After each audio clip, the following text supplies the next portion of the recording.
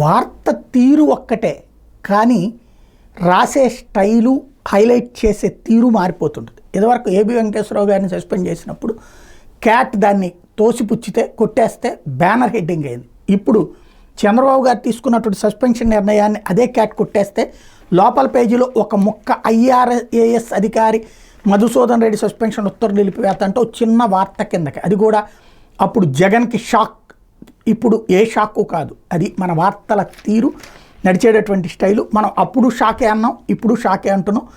IRAS అధికారి ఎం మధుసూదన్ రెడ్డి సస్పెన్షన్ని నిలిపేస్తూ కేంద్ర పరిపాలన ట్రిబ్యునల్ క్యాట్ మధ్యంతర ఉత్తర్వులు జారీ చేసింది. ప్రాథమిక ఆధారాలను పరిశీలించిన మీదట సస్పెన్షన్ తీరు సరిగా లేదని వ్యాఖ్యానించింది. పూర్తి వివరాలతో కౌంటర్లు దాఖలు చేయాలని కేంద్రంతో పాటు ఆంధ్రప్రదేశ్ ప్రభుత్వాన్ని కూడా ఆదేశిస్తూ విచారణ ఈ నెల 27కి వాయిదా వేసింది.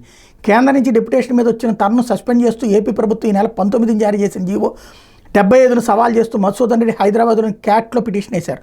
దీని మీద క్యాట్ సభ్యులు డాక్టర్ లతా బసర్వాల్ పట్నే, శాలిని మిశ్రాలతో కూడిన ధర్మాసనం విచారణ చేపట్టింది. ఏపీ ఫైబర్ నెట్ ఎండీగా ఉన్న మధుసూదన్ రెడ్డిని ఆ బాధ్యతల్లోంచి తప్పించి సాధారణ పరిపాలన శాఖలో రిపోర్ట్ చేయాలని ప్రభుత్వం జూన్ 7న ఆదేశాలు ఇచ్చిందని, అక్రమాలకు పాల్పడినట్టు అనుమానాలతో పాటు సాక్ష్యాలను తారుమారు చేస్తానని భావించినట్టయితే అదే రోజు సస్పెండ్ చేసి ఉండొచ్చని, అలా కాకుండా 2 నెలల తర్వాత అది డిప్యుటేషన్ ఇంకో 4 రోజుల్లో ముగుస్తుందనగా సస్పెండ్ చేయడం సరికాదని క్యాట్ పేర్కొంది.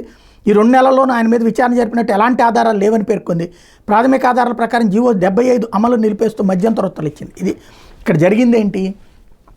పేపర్లు, టీవీల ద్వారా ఇప్పుడు ఫైబర్ నెట్లో ఉన్నటువంటి ఉద్యోగులు అంతకుముందు తెలుగుదేశం వాళ్ళు ఉండేవాళ్ళు, ఫైబర్ నెట్కి కానీ డిజిటల్ కార్పొరేషన్కి కానీ. వాళ్ళందరూ తర్వాత జగన్ ప్రభుత్వం వచ్చాక వాళ్ళందరినీ తీసేసి వీళ్ళ మనుషులు పెట్టుకున్నారు. ఈజీగా అర్థమయ్యే భాషలో చెప్పాలంటే వాస్తవం ఇది. పెట్టుకున్న తర్వాతన వీళ్ళకి తెలుసు అక్కడ ఎట్లా జరుగుతాయి, ఏం జరుగుతాయి అన్నట్టు.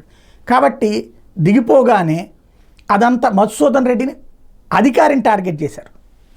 టార్గెట్ చేసి ఇదిగో ఇట్లా జరిగింది. ఎందుకంటే అప్పట్లో హరిప్రసాద్ని వాళ్ళు టార్గెట్ చేశారు వైసీపీ. కాబట్టి ఇప్పుడు మధుసూదన్ రెడ్డిని టార్గెట్ చేశారు. హరిప్రసాద్ వేరు, మధుసూదన్ రెడ్డి వేరు. ఇక్కడ మధుసూదన్ రెడ్డి వచ్చేటప్పటికి అధికారి, హరిప్రసాద్ వచ్చేటప్పటికి అక్కడ వేరే వ్యవహారాలకు సంబంధించినటువంటి ప్రైవేట్ వ్యక్తి.